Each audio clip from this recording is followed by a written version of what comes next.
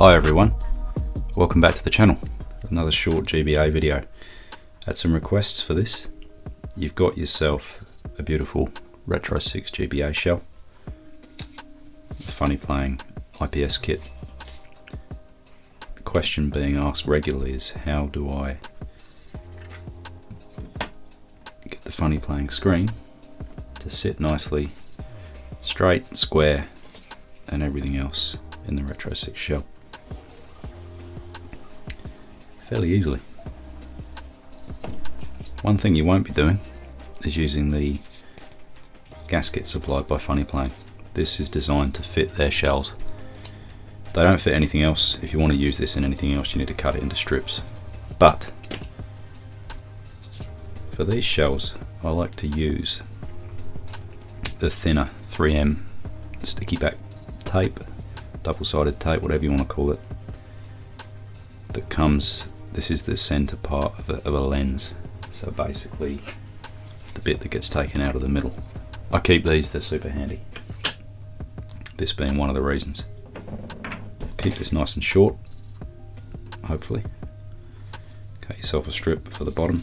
This can be quite a thick one. That's going to sit somewhere down there. I may fast forward through some of this, we'll see how long it takes me. It can be quite fiddly to peel these sometimes, but that's not been too bad. Pop yourself a strip down there at the bottom. Obviously if you're using a clear shell, you need to be a little bit careful, and you wouldn't want it as thick as that. I would normally put it on a bit straighter as well, but that's fine as long as it's not showing over this lip so that you can see it on the other side once the lens is on. You don't want that. Then what I tend to do now is cut a piece off of there and cut a strip down the side. Quite a lot slimmer than the last piece. It should be okay for there by the looks of it. Tweezers do come in very handy for this stuff.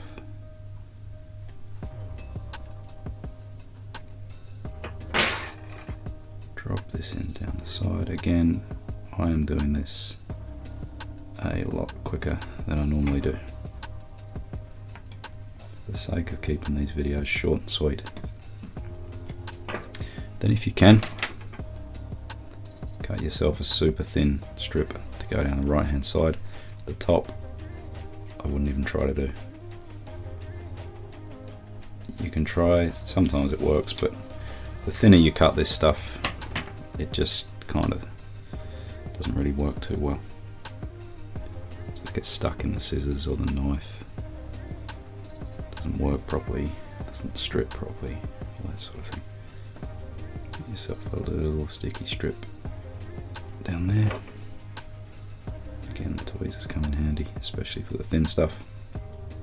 You want to use your tweezers or your craft knife.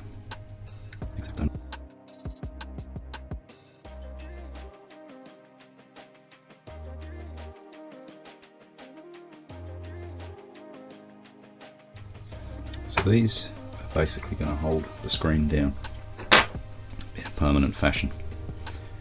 I like to stick the screens down. Again, as I've mentioned in previous videos, make sure you've tested this first before you stick it in. Also, make sure that you remember to peel the protective layer off the front, and we will reuse that guy in a minute. Give the ribbon connector there just a little bend. Then what you want to do is tuck the screen up in the top right hand corner, gently pushing it into the top right as you let it drop, very carefully. The screen will then stick down onto the little handmade gasket that you've just put in. You might ask why there's so much at the bottom. We'll get onto that in a minute. And the little piece at the side that would appear to be barely doing anything. Reuse the film from the front of the screen on the back here, just to help prevent any shorts. They're fairly unlikely, but now I print these brackets off on my 3D printer. There's a few designs out there. There's an official RetroSix one. There's a number of others. This one is designed, I believe, by a guy called Xipher Design, Xipher, fellow Instagram and YouTuber. Great little design and works really well for the way I build these.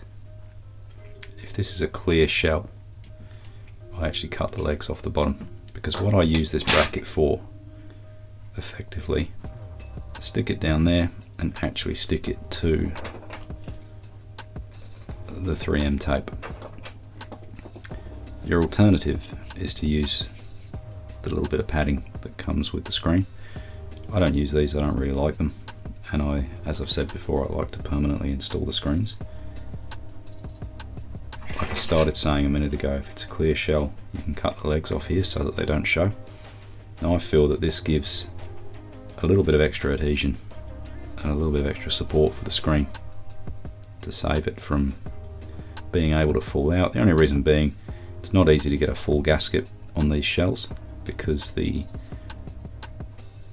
extremities that they go to on the viewing window on these this is the viewing window before the lens, obviously.